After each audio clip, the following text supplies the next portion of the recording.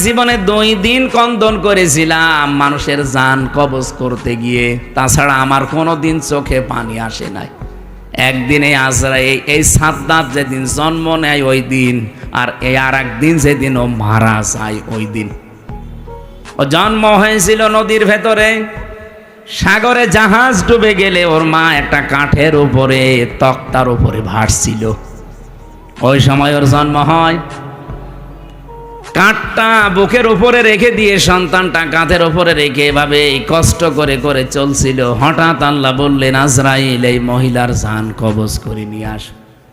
আজরাইল এসেছিল, দৃশ্য দেখে বলছে, আল্লাহ এ অথই সাগরে এই ছেলেটা তোমারে যা বলেছি কাজ করে আসো, কিছু দেখা লাগবে না।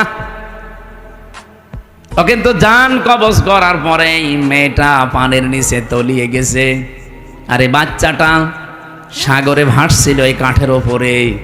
ভাসতে ভাসতে এক কিনারায় পৌঁছিয়ে দিয়েছে ঢেউ তাকে, বাঘে নিয়ে তারে মানুষ করে বাঘের দুধ খেয়ে লোকটা বড় হয়েছে। বলেন তো কোথা থেকে কোথায় নিয়ে এসেছে আল্লাহ তাকে?